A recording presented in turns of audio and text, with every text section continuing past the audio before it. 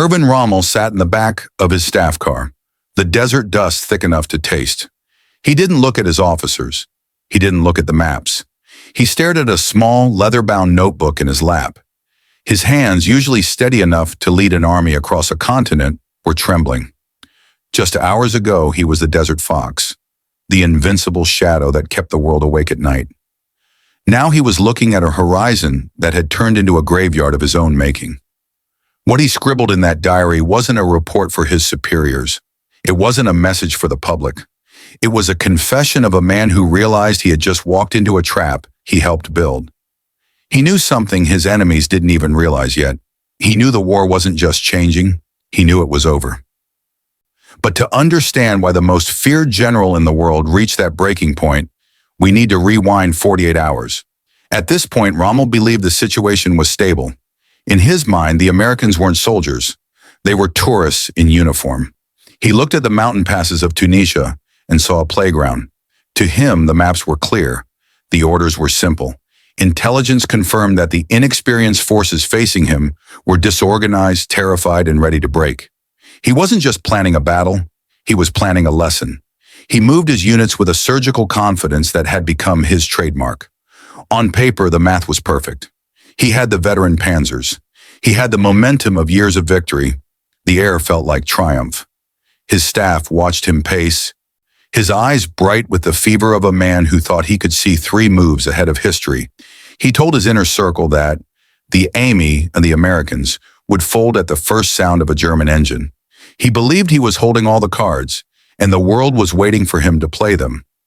What none of them realized was how wrong that assumption was. Then the reports stopped lining up.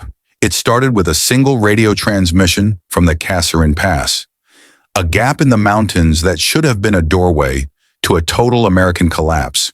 One detail didn't match the rest. The resistance wasn't weakening. It was hardening.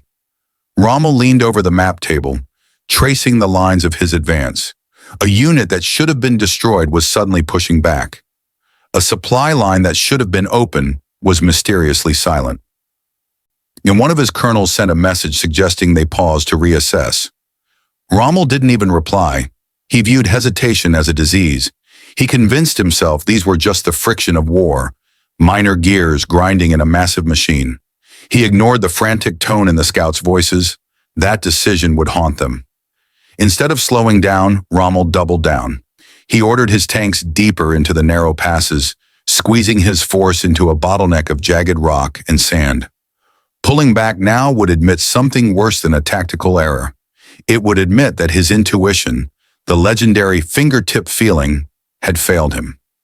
Every 90 seconds, a new runner arrived with worse news. The weather turned. The mud began to swallow the heavy steel. The Americans weren't running anymore. They were digging in with a desperation Rommel hadn't predicted. He pushed his men harder, demanding the impossible, fueled by a pride that refused to acknowledge the reality on the ground. He took a massive gamble, stripping his flanks to punch through the center. It was a move of pure ego. That's when the situation crossed the point of no return. The tourists he mocked had found their blood, and the trap snapped shut. Behind closed doors, in the dim light of a canvas tent, Rommel said something very different from the bold commands he shouted at the front. This wasn't for the public. This wasn't for German morale. This was the unfiltered truth of a man watching his myth disintegrate in real time. He opened his diary. His writing was jagged, frantic. He wrote about the unimaginable amount of equipment the enemy possessed. He wrote about a feeling of being suffocated by industrial power he couldn't match. For the first time, he admitted to himself that he wasn't fighting men. He was fighting a tidal wave. He looked at the names of his fallen officers and realized he had spent lives on a whim. In those private pages, he didn't blame his soldiers. He didn't even blame the weather. He stared at the truth of his own obsolescence. But he didn't say it out loud, not yet. He had to maintain the mask of the fox, even as the fox felt the hounds closing in. From that moment on, nothing moved the same way again. The retreat from Kasserine wasn't a tactical withdrawal. It was a psychological collapse. Orders became reactions. Strategy became survival. The aura of invincibility that had protected Rommel for years vanished in the Tunisian mud. His men saw it in his eyes.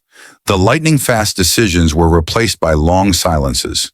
The Americans had learned more in 3 days of failing than Rommel had learned in 3 years of winning. The human cost was staggering, not just in bodies but in the absolute loss of faith in the German high command. The momentum of the entire North African campaign didn't just stall, it inverted. And this wasn't the worst part. The worst part was that Rommel knew he was now a character in a story that had already been written to its end. This wasn't just a decision made in the heat of battle. It was the moment Rommel realized power has limits.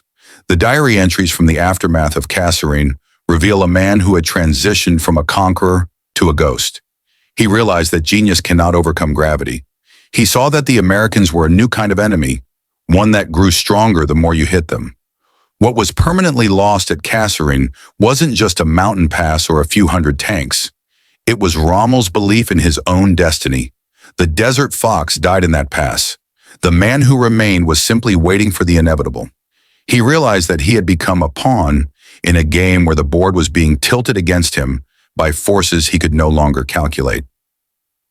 History remembers Rommel as a brilliant tactician, a clean general who fought a gentleman's war.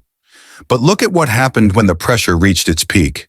Did he fail because he was outnumbered, or did he fail because his own ego blinded him to a changing world? Was Kasserine a brilliant display of leadership under impossible pressure? Or was it the exact moment his judgment failed and he threw away the lives of his men to protect his reputation? Some say he was a victim of his own legend. Others say he was the only one brave enough to see the end coming. What do you think?